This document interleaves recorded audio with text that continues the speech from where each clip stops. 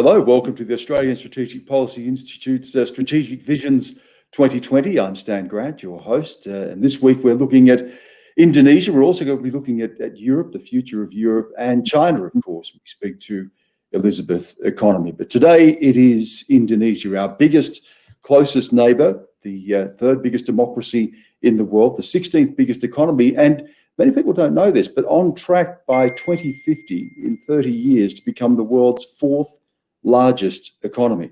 So why is Indonesia not more prominent in Australia? Why don't more of us speak Bahasa? Why don't we do more trade with Indonesia? Why is it a relationship that is far too often dictated by crisis? We're going to be discussing all of those things, Indonesia's place in the world, its relationship with Australia, and so much more. Joining me today is Dr Dino Patti Djalal, former Indonesian ambassador to the United States, former Deputy Foreign Minister, and now heads the think tank, the Foreign Policy Community of Indonesia. It's nice to have you with us. Thank you, Stan. It's great to be here. I was just... You look like a brother, by the way. Thank you. I was just thinking, you know, so much to discuss, and we only have an hour to squeeze it in. It's hard to know where to start. But I was drawn by something that I read from you earlier this year. It was in January this year, and you said that if someone asked you which country has Indonesia grown more closely to in the past 5 years, you'd say China. Why is that?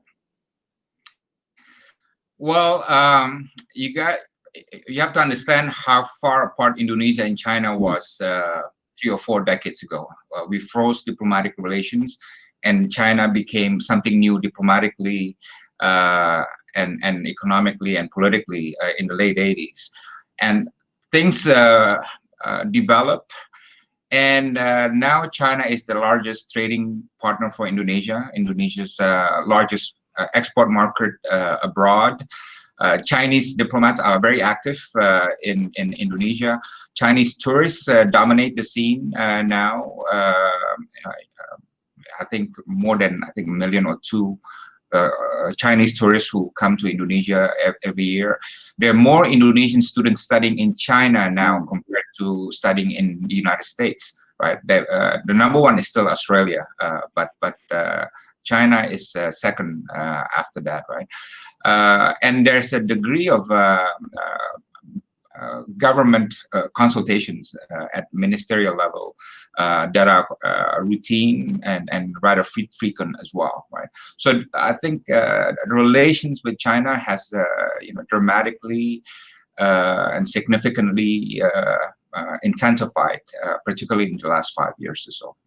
As you say, coming off a very low base, and you're right to point out some of the diplomatic problems in the past, and of course, ethnic unrest in your own country as well with ethnic Chinese. But you want to focus on trade because you do talk about trade. 3 times more trade with China than the United States. So is this how you would characterize this relationship, that it is primarily an economic-driven relationship, or does that also expand into other areas?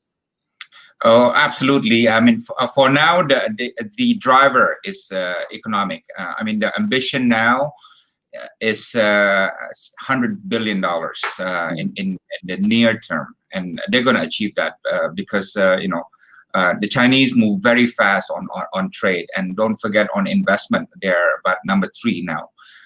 2 decades ago, they were nowhere to be seen, but now they're one of the biggest investors in Indonesia, right? And Indonesia and China have a comprehensive and strategic partnership as well, right?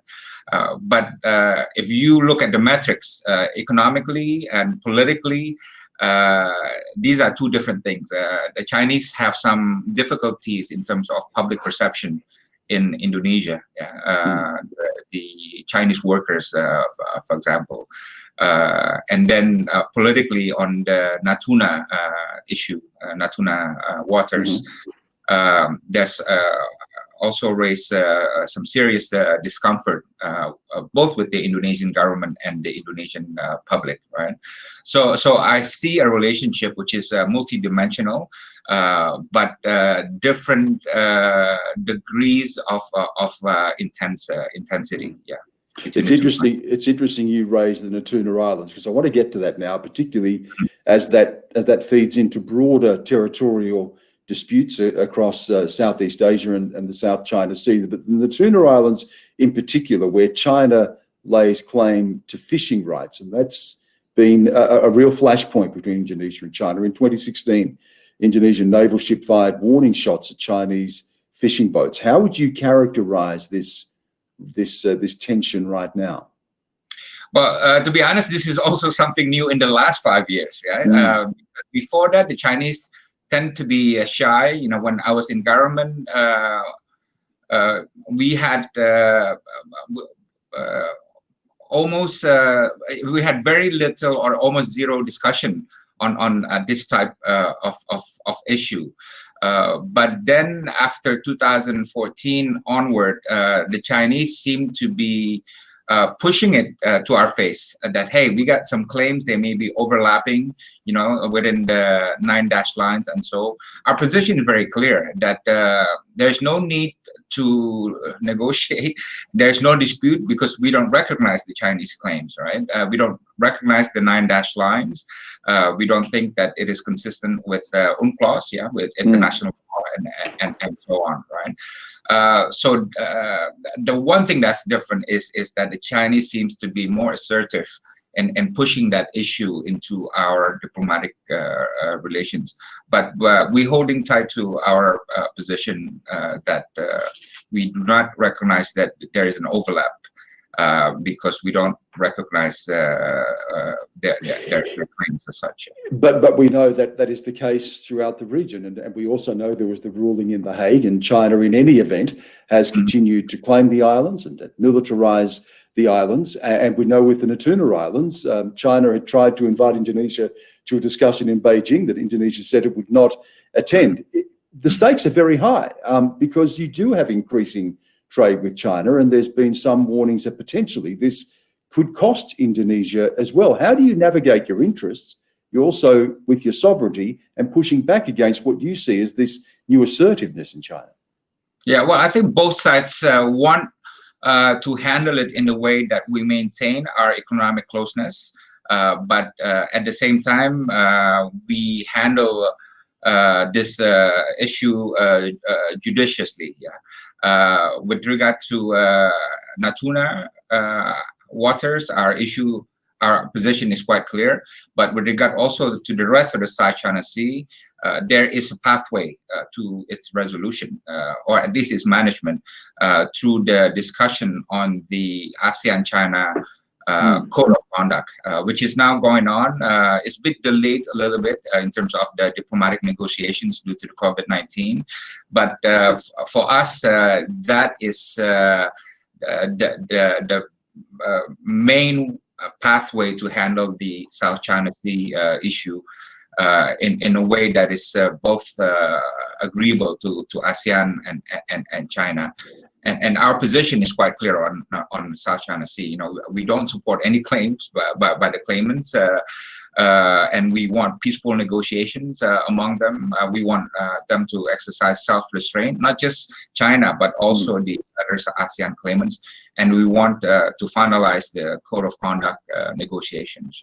Well, it's interesting you raise ASEAN. We're already getting some comments coming through from our viewers as well about ASEAN. And Southeast Asian leaders have now said that a 1982 UN Oceans Treaty that affirms the rights of nations to exclusive fishing and other resources in the waters off their sovereign coasts, that is the way of negotiating this and dealing with this. But that's being interpreted as a much stronger stance, potentially, against China. How do you see more broadly Indonesia's role in ASEAN and ASEAN's capacity to be able to negotiate these tensions? Well, Indonesia and including ASEAN have a lot invested in the UN Convention on the Law of the Sea, 1982. Why? Because our national territorial structure is embedded in that convention, right? So we have to do everything abiding to the UN Convention on the Law of the Sea. But this has added urgency now that you have more maritime disputes, and with China again pushing the 9-dash line strongly and more assertive behavior, there needs to be a basis of understanding on how to move forward with this. And the best document is the one that has been agreed multilaterally by everybody, including by China itself, which is the UN Convention on the Law of the Sea, right? That's how you discuss how to draw the lines between the dots and how much space you get, how much water over and underneath, and so on and so on. So the UN has very clear rules on that, and that is the best basis to move forward. And this is why, even though ASEAN is part of the UN Convention on the Law of the Sea, it needs to be reiterated again and made clear as a basis for managing this issue forward, maybe even resolving it. It's interesting that you know, obviously you have a diplomatic background and you're hoping that there is a diplomatic way of resolving this. But are we seeing a failure of diplomacy at the moment, particularly when you see the tensions ramping up between the United States and China? We've seen now embassies being closed in the US, now China closing the US embassy in Chengdu, the United States saying it's not going to recognize any legal claim of China to the South China Sea, Australia also joining in on that position. If you're talking about a diplomatic solution, it would appear that diplomacy is not necessarily carrying the day right now. Yeah, but we must be a persistent stand. And to be honest, as a Southeast Asian, I'm not comfortable as well with the tone that is raised from Washington. I've read the statement by Secretary Pompeo and by the Undersecretary, by the Assistant Secretary as well, and also by President Trump. You know, it's very harsh on China. You know, we have our differences with China, but I think the tone from the US, I'm not comfortable with. I think many Southeast Asians find it disagreeable as well, even though we don't, you know, say it out loud. But it's unusually harsh on China, and some of the assumptions, you know, are things we don't really agree with.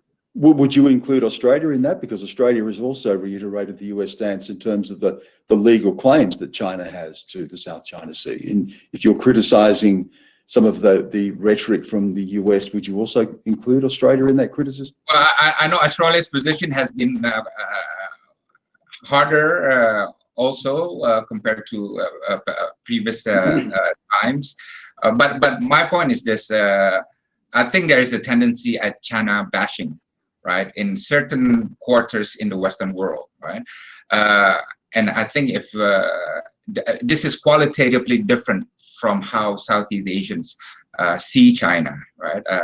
So I think that needs to be recognized. There's a certain degree of finesse that needs to be exercised in terms of handling China, including in our rhetorics. And I think what we're seeing in the US is temporary. I know if Trump loses and Biden wins, Biden will be tough on China, but it will not, I think the Biden administration will not lay so much on the blame game towards China, and will be more sophisticated in handling it. You've also said yourself there's an increasing assertiveness from China, though. How do you get that balance? I mean, on the one hand, you're critical of some of the harder line rhetoric and some of the ramping up of that rhetoric, but at the same time, China is also being increasingly assertive.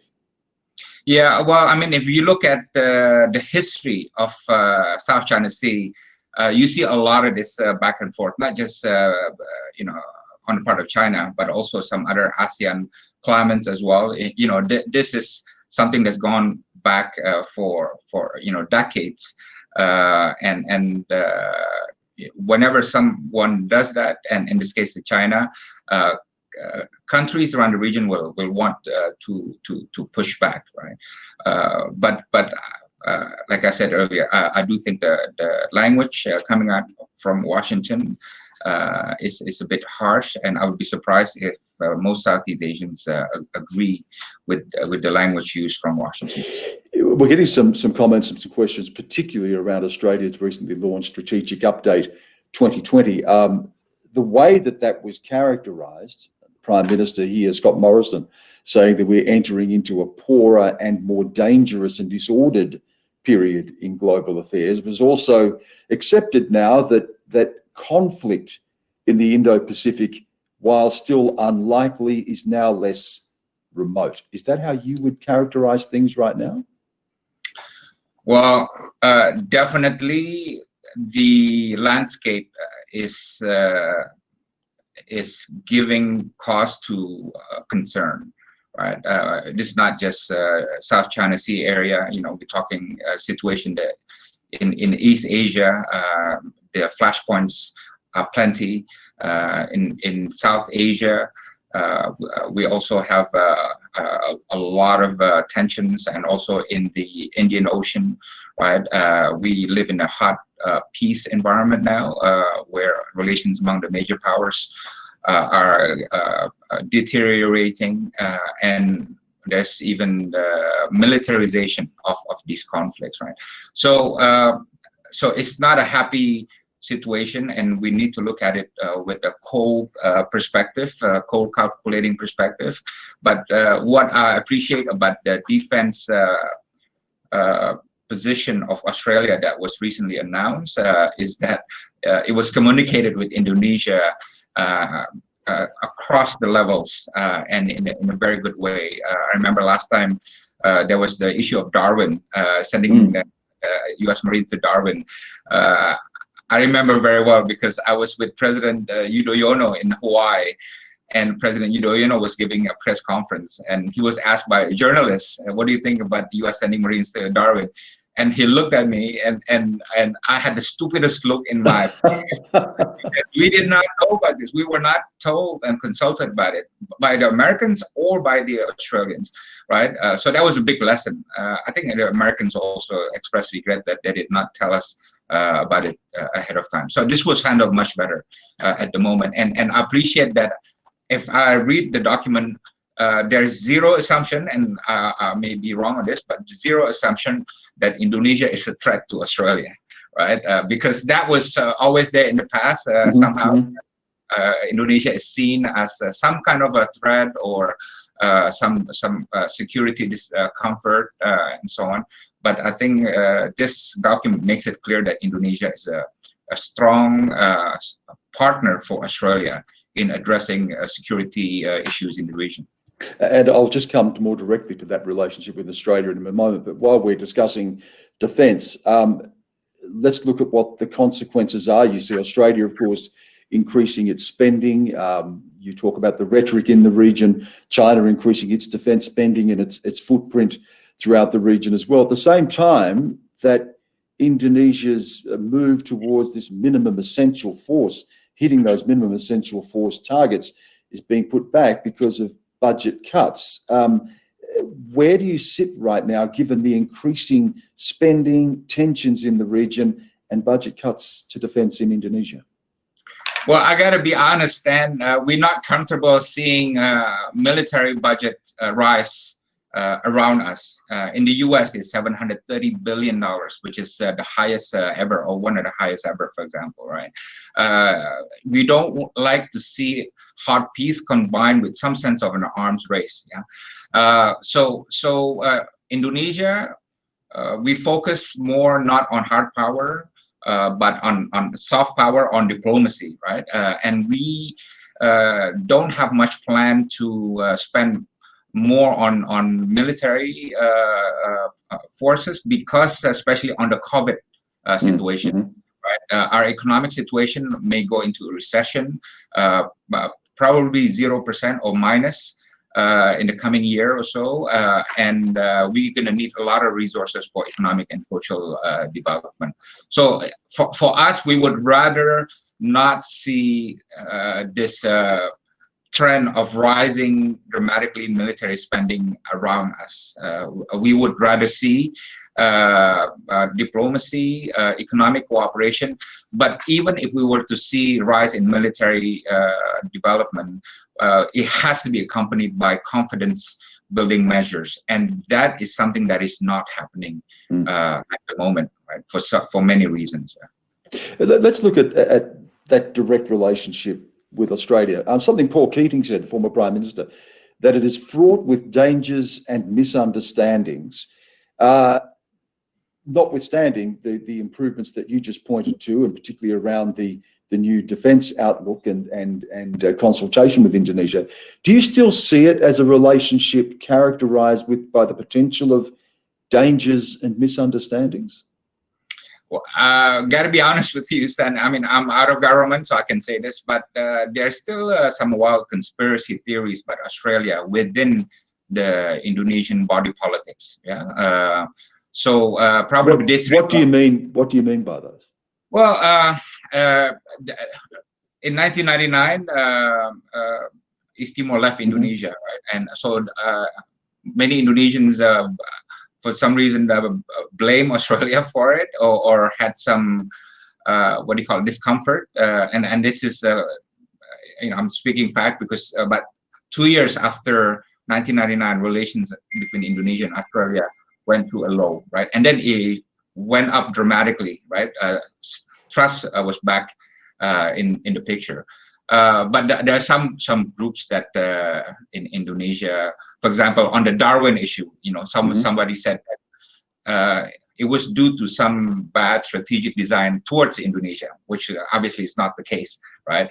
But Indonesians, like the Middle East, probably not as bad as the Middle East. They love entertaining conspiracy theories, right? So there's still a bit of that, but the important thing is that the overall structure of the relationship now has changed. The feel between the leaders, the relation between the institutions, the degree of strategic trust between the two sides. This is unlike anything that we have ever seen before in terms of Indonesia-Australia relations.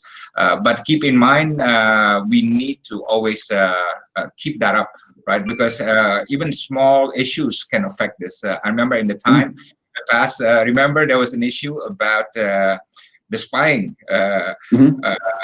I was actually one of the 5 people that, according to WikiLeaks, was spied on by the Australian government. The first one was also, of course, my president, his late wife, Marty, the foreign minister, me, and somebody else, right?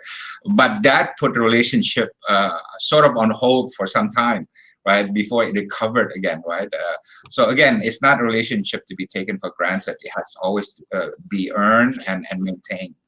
And while you say that the relationship is on a much better footing, and as you pointed out that our Prime Minister, Scott Morrison's first overseas visit indeed was to Indonesia, but it doesn't take much, does it, to throw it off course? Because then there were the comments about potentially moving Australia's embassy in Israel to Jerusalem, which of course caused a backlash in Indonesia.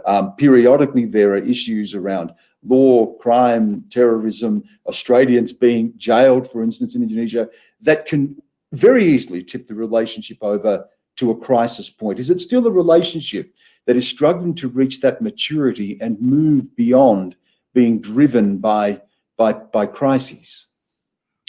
First, I don't think it's driven by crisis at the moment. And if it can be, can't it? It can doesn't take much. Yes, because I mean the relationship between Australia and the US, which are allies, can also have that risk, right, and so on, right? So I wouldn't be surprised if there are times that Indonesia-Australia relations can have problems.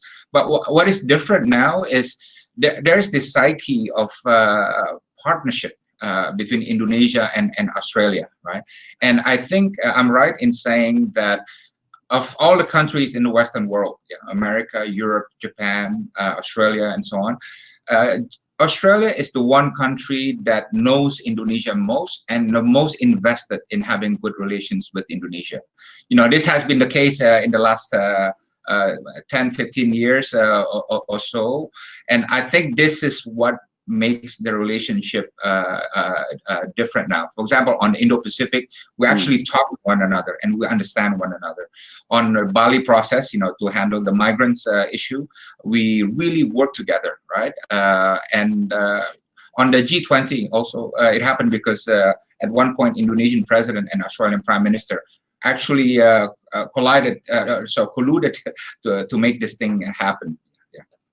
We're getting a couple of questions in on this, and I think it goes very much to something that former Prime Minister John Howard said in our conversation last week as part of Strategic Visions with ASPI about Indonesia. And he said, you have to understand they're such very different countries, culture, religion, language. And we've had a couple of comments and questions coming in from our viewers today saying, do you think that Australians are aware of Pancasila and the significance for Indonesia, a country that is a multicultural country, religions, many islands, philosophies? Explain that, and why do you think, or do you agree, that there's a lack of understanding around that very basic philosophical understanding of Indonesia? I think so. I think there was a poll in Australia that found that many Australians thought Indonesia. I was surprised that Indonesia is the democracy and is actually the third largest democracy in the world. And not only that, is a successful and functioning democracy, right? So I think most Australians, Australians in general, need to understand that Indonesia is a democracy, is the largest Muslim populated country in the world, but it's also a country that practices religious freedom. We go on holidays for Christmas, for Hindu holidays, for Buddhist holidays, and even for Confucian holidays and so on. And Indonesia is very pluralistic and very diverse, but it values national unity above all else. I think the one thing that Australians need to be sensitized about, right, is Indonesian obsession with national unity, right? And this is different than the way Western countries handle the question of national unity. You know, in some Western countries, they say, okay, you break away, you break away. Let's do a referendum, right? For Indonesia, this is an extremely sensitive political issue. And I think this is not appreciated enough in Western countries due to a different historical development, right? But it's one thing that I think needs to be understood about the Indonesian national psyche, you know, this obsession about national unity. You touched on East Timor in 1999 and the time that it took for the relationship to recover, as you identified from that. We're getting some questions in as well about West Papua and potential flashpoint or potential tensions there. Of course, Australia, its stance is driven by the Lombok Treaty in 2006, that the countries will not interfere in internal affairs, but there is, of course, criticism in Indonesia towards coverage of West Papua coming out of Australia. It is a flashpoint. We spoke to Rabi Namalu, the former Prime Minister of Papua New Guinea, last week here, and he identified the difficulties of negotiating that and navigating those tensions. And of course, during the COVID crisis, there have been allegations of human rights abuses as part of the crackdown, under the cover of crackdown on COVID. So is West Papua again another one of those flashpoints, an issue that potentially could flare up? A good question. I need first to underline that East Timor and Papua are two very different issues, because East Timor, we had problem in terms of UN approval, right? So the legitimacy of our presence in East Timor will always be in question, because the UN had not approved it through the UN Decolonization Committee. But Papua, every country in the world has recognized that Papua is part of Indonesia, and the UN even facilitated Papua integration with Indonesia. So it's very different legal situation. But of course, there is a problem in Papua. There's a political problem, and there's an economic problem, and there's a social problem, right? And what the government is trying to do is to build the economic infrastructure of Papua, but also reform the political structures. There is a special autonomy, which is the key to the problems that are being faced in Papua.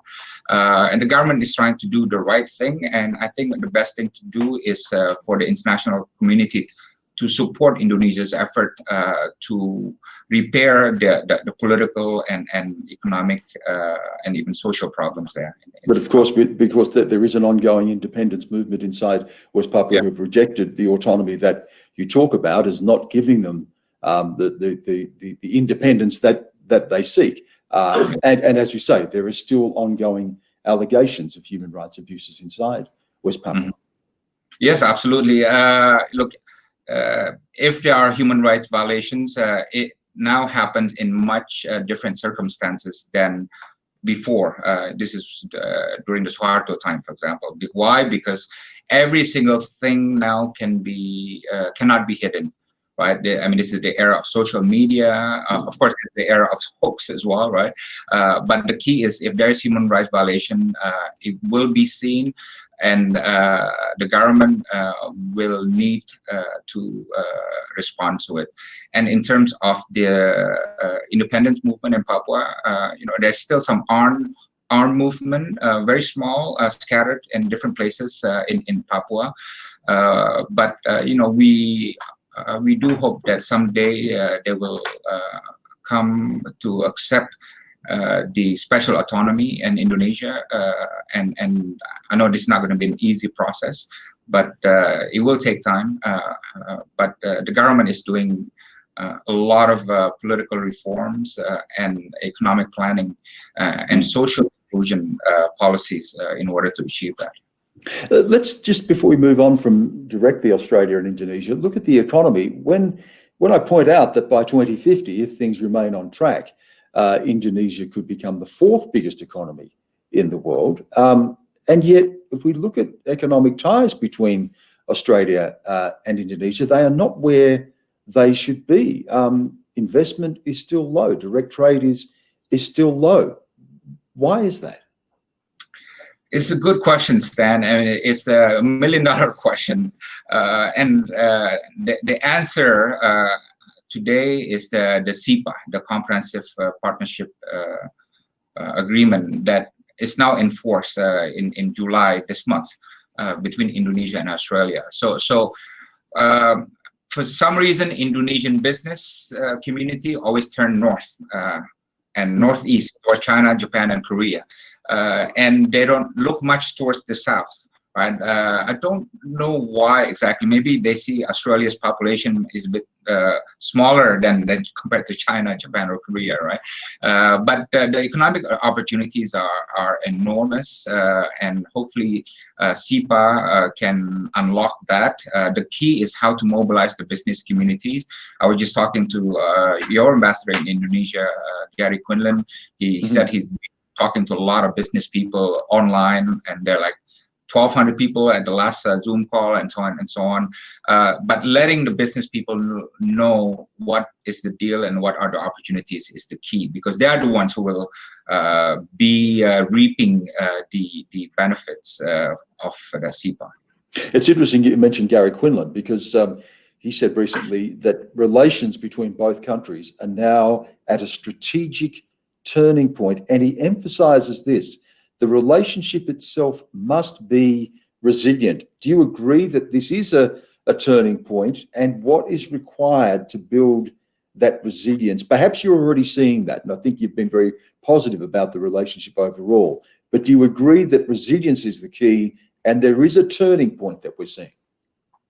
Yes, well, the term resilient has been in the Indonesian diplomatic jargon for a very long time. In fact, Indonesia proposed the concept of national and regional resilience for ASEAN in 1976. This was a long time ago. But I'm glad to see that language come back, because in the age of hard peace that we see now, the key is how countries can maintain their economic, political, and strategic resilience in the face of all these pressures and stress that are facing them. And I think Indonesia and Australia have good potential, because on the circuit, I can tell you very plainly that Indonesian diplomats and Australian diplomats work always well together. Whenever I was ambassador in Washington, my best partner was Kim Beazley, for example, who was ambassador there. And I check all around the UN and other forum. Indonesian and Australian diplomats always call each other, always go to coffees and discuss issues and how to work together. So it's a diplomatic muscle that is there, that is continuing to grow, and I think it's an asset for both countries. And just on that, we're getting a lot of questions, a lot of comment about the relationship between the two countries. There's a couple of things here. Australia and Indonesia looking at the joint relationship to conduct a cooperative UN deployment. Do you see that sort of military engagement useful for regional security? And also another question, what aid strategies and programs might Australia and Indonesia start exploring together in the region? Well, one, on multilateralism, definitely Indonesia and Australia need to work together, and especially on climate change, right?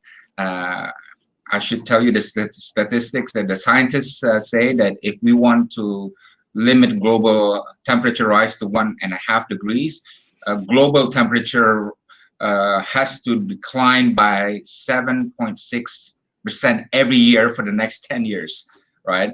And that's not happening definitely at the moment. And in fact, the COVID-19 situation has declined global emission by 8%, right? Which is good news.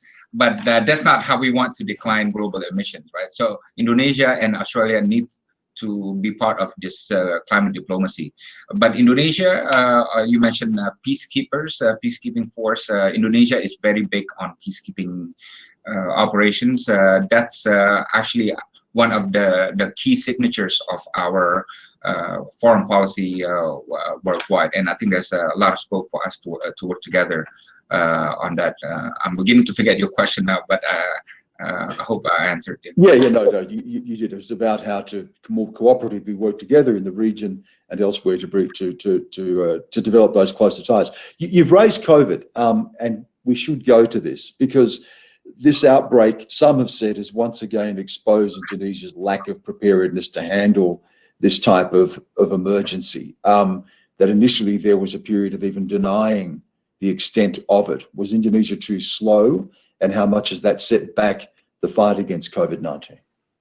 Yes, I'm afraid Indonesia was a bit slow to catch on.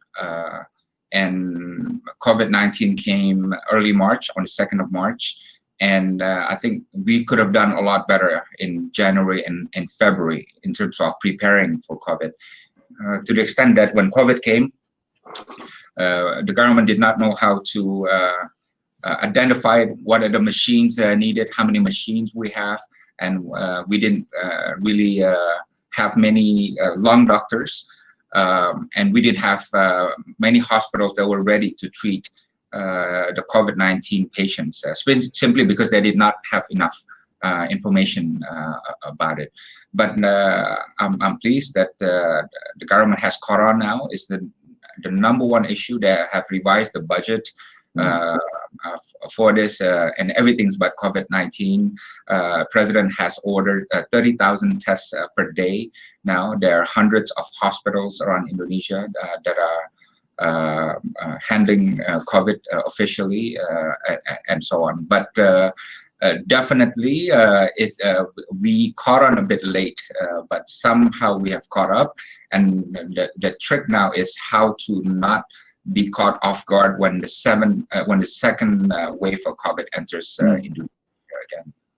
One of the things you actually wrote an article about COVID and its implications for the globe, and its implications, just again, for something that you've stressed a lot here today, and that is multilateralism. And you've said to survive this crisis, the world community will need a heavy dose of international cooperation and leadership. You said this: herein lies the problem. Despite the very compelling need of it, we are not seeing it enough to solve the crisis at hand. This is the world we live in now. Our borders are our salvation, if you like. We are kept safe because of our ability to keep the virus out. Are you concerned that we're entering a period of beggar thy neighbour. We've already seen trade tensions. We've seen an increase in nationalism leading up to COVID. But is all of that being accelerated now? Remains to be seen, and I hope not. In terms of the handling of COVID situation, we're seeing competition between the United States and China, right? And we see WHO being bashed as well, and we don't think that's healthy. And there's a possibility that WHO can be made into a scapegoat also at some point, which will not be good, right? But look, all the rest of international relations are progressing.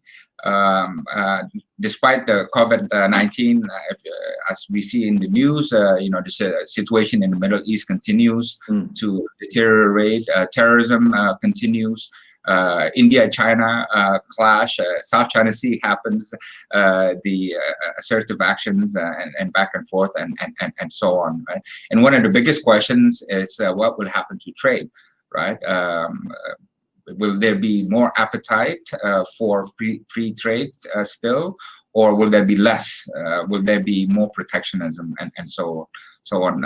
In some countries, some regions, the tendency is towards more protectionism, and I hope for ASEAN that trend will be towards open regionalism still, and to continue to embrace globalization as an asset for our national development. We have a question here about the economic impact of COVID-19, and there are sectors, of course, of your own economy that are being hit. Tourism, not the least, of course, but other areas as well.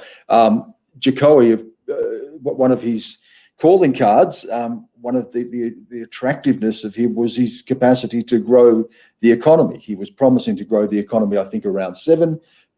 You're not hitting that. I think you're hitting around 5%, but there are concerns, again, of a continued contraction, as everyone is experiencing this, of unemployment increasing, so the underemployment increasing, and youth unemployment getting to very, very high levels. What are the economic headwinds that Indonesia is facing? Well, this is going to be tough, Stan, because in 2008 we had global financial crisis. We were safe because even though the export markets were terrible, but domestically consumer spending kept our economy up, right? So we were able to grow by 4%, even though the rest of the world went under. This time is different. So the whole world is sick, but our domestic consumption is also very low now, very sick. Right, we have what is called the new poor now. People being laid off. There's about 5 million of them, and people fear, or the National Development Agency said that it will go up to 12 million unemployed as a result of COVID. Right, so it's going to be a tough challenge, and especially because if you don't take care of the new poor, and they're mostly in the urban areas. It can become not just social problem, but it can become a political problem, because they say hungry people are angry people, right? So it's very important for the government to spend on social safeguards and look after these people and make sure the economy is going, make sure the small and medium business are alive, because these are the backbone of the Indonesian economy. If they fall down, the whole economy also falls down. It's interesting you talk about hungry people being angry people, and of course it's some years now till the next presidential election, 2024, but there have been some concerns raised, particularly in the lead up to the last election, of a democratic regression, as some have said it, in Indonesia, that it's becoming hostage to a greater illiberalism, populism, a more virulent sense of nationalism. What's your sense of that in the country right now? Well, you're not entirely wrong in saying that. Indonesia democracy will not crumble, at least in terms of electoral democracy. The prospect of a military coup is zero, unlike in some other countries, right? But the quality of democracy is, having problems at the moment, right? I think the term erosion is not far off as well, right? And this is a challenge for Indonesia because it's happening not just in Indonesia, but in some other, or if not many other democracies as well, including in the US, right? Which is now said to be the sick man of democracies, right? And so on. So there is that challenge that Indonesian democracy needs to focus, one, on institution building, right, which has always been the key for democratic development. It has to preserve the norms of freedom of speech and, because freedom of media, which are the key to democratic development. And it also needs to preserve the trust between the citizens and the national institutions. Right, and the ability also to push back on anything that would turn back the clock, because there are some movements at the moment that are trying to turn Indonesia back to what it was before democracy came. Right, some laws are being discussed and so on and so on. Right, so I'm quite confident that we can overcome this, but it's not something to be taken for granted. In any democratic development, the forces of reform always fight the forces of anti-reform, right? And that is what we see in Indonesia at the moment. We had a couple of questions earlier about the existing oligarchy and in Indonesia, and the promises of Jokowi to break up those power elites, and also Jakarta-centric government. So give us your sense on that, to the extent that democracy, that politics is still controlled by the elite, and also that it is still Jakarta-centric in such a diverse country. Well, I guess Indonesian politics will never be de-elitized, right? It's just going to be an impossible situation. But a couple of challenges or homework. One is to keep the Anti-Corruption Commission clean and functioning independently, right? That is the very, very important for the anti-corruption development. And the good thing is that President Jokowi has maintained his credibility as a clean president. He's not corrupt, and he continues to function in a way that reinforce the image of him as being a clean leader, right? But Indonesia is fast moving to the regions. There's a lot of local leaders now that are rising, and some of them may contest the presidency in 2024. But a lot of economic development, a lot of initiatives, a lot of growth now are not in Jakarta anymore, but in West Java, for example, in Central Java, in North Sulawesi, in North Sumatra, and in these many other places. And Indonesia is becoming more balanced this way in terms of economic parity. And of course, the decision to bring Prabowo Subianto, Jokowi's rival, into the government as defense minister. This is how it was described in one article I read, that it's a decision without precedent in Indonesian political history, and one that could have extraordinary consequences for the democracy. Rather than bring stability, it could bring the opposite. Particularly again, as we move towards 2024, the potential of that greater populism, some would say authoritarianism, to the extent that Prabowo Subianto is brought into the government, has that allayed those concerns? Has it brought the stability that Jokowi had sought? Well, first, I have to say that the image of General Prabowo is very different outside than inside. Inside, yes, he had some image problems before, but I think it has been largely reformed, especially through the elections.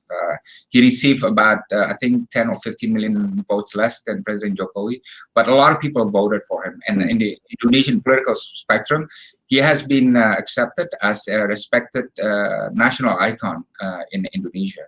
And what happens in this term, the coalition between President Jokowi and General Prabowo has produced a strong coalition, both in government and in the parliament. And I think President Jokowi needed that in order to secure the stability of his program. You know, he does have a lot of ambitious programs that if any of them is not passed through parliament, then it would bring adverse circumstances, right? So he's counting on that political impact, with the trade-off of bringing his former nemesis into his government. And your own political ambitions. You've also had your own presidential ambitions and launched your own campaign in the past. Is that something that you again be looking towards to 2024? Yeah, well, Stan, you know, to be honest, I joined a presidential race in 2014, but I knew I was never going to win. I had only one ambition. My ambition was to see that the right things are said in the debate, right? I had only like $200,000 campaign fund. There's no way you can win the third largest democracy in the world with that. But I made sure I was the candidate that said always the right things that the other candidates would not say. And my ambition was really to check against ultra-nationalism or narrow nationalism. And in that sense, I'm happy I joined that race and somehow cool or calm the debate. Yeah. I have about 10 minutes left. There's a couple of things I want to touch on. We've got a question here, and I did want to touch on the question of terrorism, but a question looking at the US's strategy of shifting away a little bit more from the Middle East, and particularly, obviously, the focus throughout Asia and Southeast Asia, and what impact that's having on Indonesia's efforts against internal radicalism and terrorism. And I wanted to add something to that as well. The criticism of the De-Radicalization program and its success or otherwise. Well, De-Radicalization program does have some merit. It cannot be expected to be fully successful because you know, when you talk about hard minds, people who had been a believer in the most extreme form, it's really hard to undo, right? But I've seen some cases whereby former terrorists now actually have converted into a moderate form of themselves and have actually gone out and talk about their experience and how they were misled and so on, right? So there's been some success in that. But in terms of terrorism, in Indonesia, we have seen some pause in terms of actual attacks, despite the calls from ISIS that this is a good time to attack while the government is distracted by COVID-19 and so on. So in terms of physical attack, we only saw one case, but a stabbing of somebody. Yeah. But the online campaign intensified somehow, and especially the effort to embrace and engage women into terrorist cells. That has intensified, and they're taking advantage of the fact that everything is online now, which means that their message can penetrate and attract more attention. But definitely terrorism remains a threat to Indonesia, and I think it should remain a central reason for Indonesia-Australia comprehensive and strategic partnership. In the time we have left, I want to call on your experience as an ambassador to the United States. You touched on that a moment ago, and your relationship with Kim Beazley. What's your assessment of America right now, which obviously is a country that is going through a terrible COVID crisis, but is very politically divided, politically polarized? It's an election year. Joe Biden and Donald Trump. What are your thoughts on the political landscape in the United States now and the implications of that more broadly for the globe? Well, one, in terms of COVID, there's no denying that the United States has done a lot worse compared to China. You know, if you look at the numbers of affected, including the death toll, right? And there's nothing that President Trump or the U.S. government say about China that can take away their own failure in dealing with COVID-19 at home, right? And I'm afraid they're spending too much time on China bashing on this. But I think President Trump will lose, and he has lost his advantages that he had before. You know, the very low unemployment and high economic growth and so on. That's been lost now, right? And that's been lost due to COVID-19. And I think one of the political casualties of COVID-19 will be the U.S. Elections, right? Because I don't think it's Biden that is beating Donald Trump. It's COVID-19 and Donald Trump that is beating himself. But I think the world will be a lot different now. The world has suffered somehow from the lack of U.S. leadership, and U.S. lost a lot of credibility, trust, and respect from many parts of the world. I would say, including from Indonesia. And I think if President Trump doesn't win this election, President Biden can bring fresh air into U.S. leadership in the coming years. Do you see a particular, if you're just touching on Joe Biden and what impact he may have if indeed he does get elected, before Donald Trump, Barack Obama was still seeking to, as he said, it wasn't the US job to be the global sheriff. He was also pushing back against NATO and other allies, saying they needed to lift their international spending. He was talking about a pivot more towards Asia. How do you see America in the globe under Joe Biden? What implications would that have for this region, and particularly given the criticisms you made earlier about American rhetoric towards China, which you described as China bashing? Would you see that necessarily changing under a Biden leadership? Yes, I think he will do away with America first, and his foreign policy doctrine, which he's yet to announce, will be more internationalist. Why? Because Biden has always been an internationalist, not just as vice president, but before that, in the Senate Foreign Affairs Committee, he was handling foreign policy for many, many years, right? And in fact, he is the most foreign policy ready U.S. president ever in the, what do you call it, post-war era. And I think he will return American foreign policy to a more traditionalist approach, more attention to the allies, and return U.S. position as the leader of the Western world. In the last 4 years or so, we did not see America leading the Western world, and the Western world was, in fact, quite incoherent. Right? I think that will change during Biden's time. But I mean, for us, the biggest question is where he will see Southeast Asia. Under Barack Obama's pivot, Southeast Asia occupied a very strategic place, including Indonesia as the largest country in Southeast Asia. But I'm yet to hear any policy pronouncement from Joe Biden on this. But I don't think he will return America to TPP. I think it would be too politically risky for him to do so. And I think he will begin with small bilateral free trade treaties first. Yeah. Well, of course, there wasn't overwhelming support amongst the Democrats for the Trans-Pacific Partnership before, so you would think that'd be unlikely. Just a final thought from you, and it's something that is a bit of a theme that emerges, I think, whenever we talk about geopolitics, particularly in this region and vis-a-vis the big powers, China and the United States. It's a question that's asked a lot here in Australia, and it's the question, I think, that brings us full circle to your opening comments today. And that is, which way does Indonesia lean in the battle of its interests and its values? Is there a choice to be made? Do you see potentially having to be forced into a choice, a strategic choice between greater cooperation, alliance with the United States, or indeed China, where your overwhelming economic interests lie?